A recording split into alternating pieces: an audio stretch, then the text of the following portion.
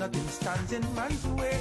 All rivers run dry, soon the birds won't fly, the mountains will be. And welcome back. We continue our discussion on the mid-year budget review. This time we are chatting with AMCHAM Chief Executive Officer Neeraj Tiwari. Mr. Tiwari, good morning. Hi, good morning. Good morning to you and good morning to everyone in the studio and all your viewers. Thanks for having me. Mr. Tiwari, what jumps out to you from this mid-year budget review? Well, I think the thing that jumps out is that the government is trying to clear its debt and seems to be focusing on a strategy of stimulation of economic activity by attempting to put money in the hands of the private sector, specifically through VAT refunds and addressing outstanding liabilities to the private sector.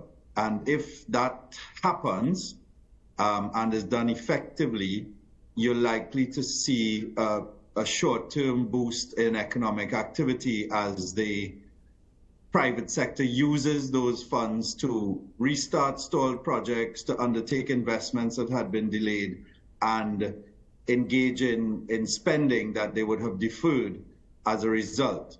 Now, this would be a short-term boost and would be welcome.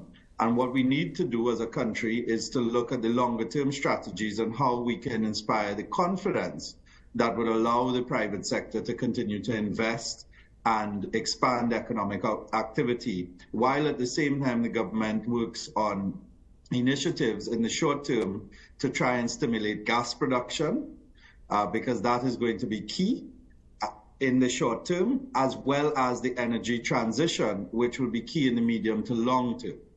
Yeah.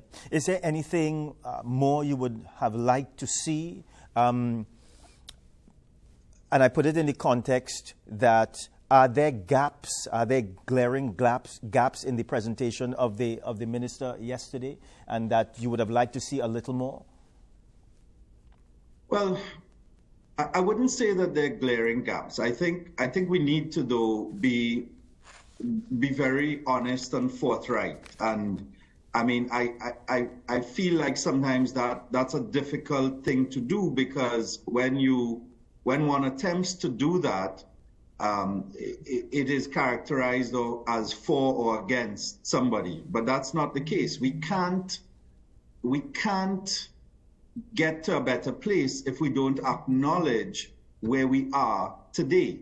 So the reality is that our overall GDP is less today than it was a decade and a half ago. So if we're growing, which we are, and which is commendable, we are growing we're growing a smaller pie than we had a decade and a half ago.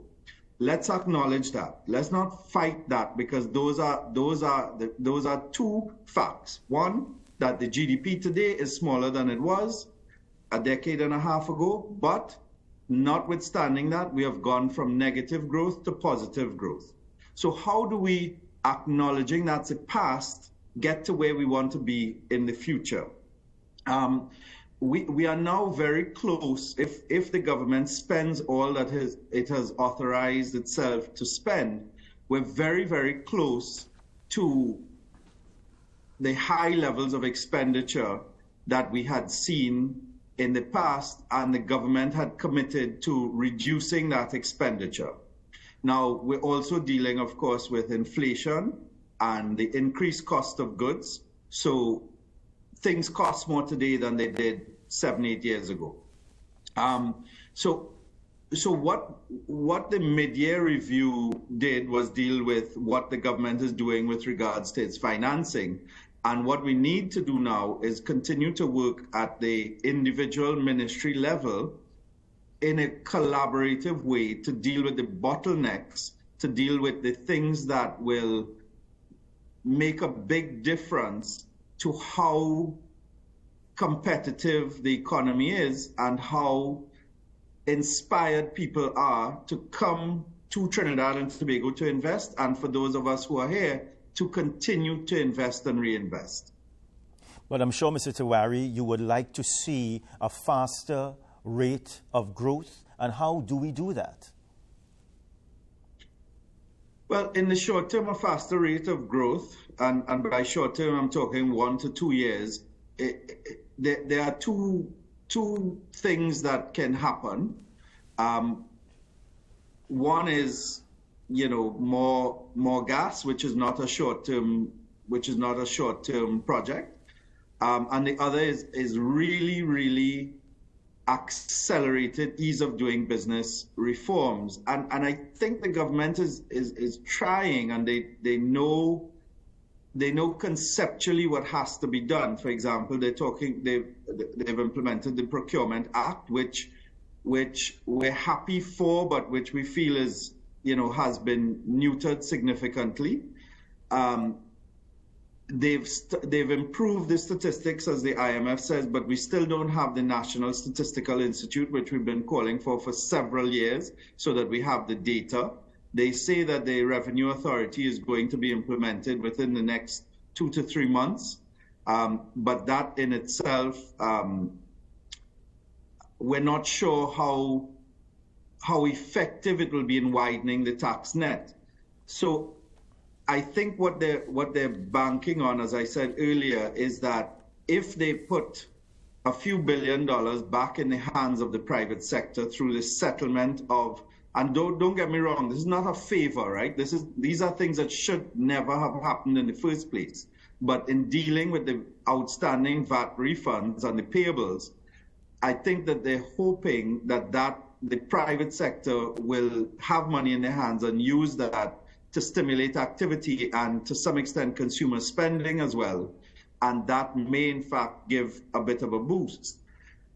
We have to, though, temper that with the fact that the higher petrochemical and gas prices that we saw in the first half of fiscal 2023 are not guaranteed for the second half. And in fact, petrochemical and gas prices have fallen since 2022.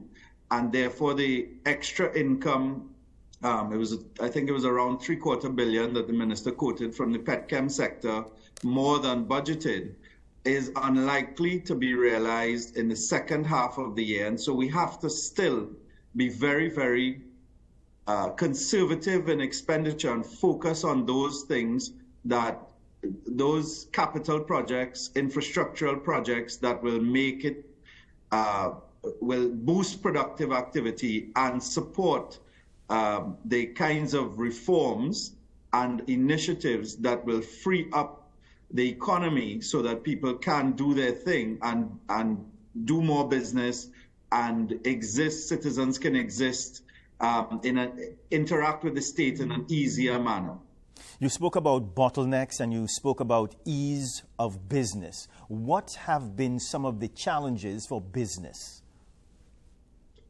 I mean, one of the big ones, as we say, well, let's go back to what we've been saying for a while, and I think in December, the joint chambers, which would be us, that's AMCHAM, Energy Chamber, TTMA, TT Chamber, said very clearly that crime is the #1 issue affecting Trinidad and Tobago today, and included in Trinidad and Tobago is business. It is affecting confidence, it is affecting the cost of doing business, it is affecting the psychological safety of our employees, of everyone in Trinidad and Tobago. And crime needs to be radically addressed. And radically addressed means we need to deal with the violent crime generally, and we need to be reassured by the government that they have a plan and a series of strategies that work. And the best way to do that is through meaningful dialogue and collaboration with various stakeholders, including the business community. I think that if there is a sense that there are strategies to deal with violent crime in a meaningful way, it will go a long way to boosting confidence. And if you boost confidence, you're going to have more economic activity. Secondly, yes, go ahead. Secondly, the issues around customs and clearance of goods.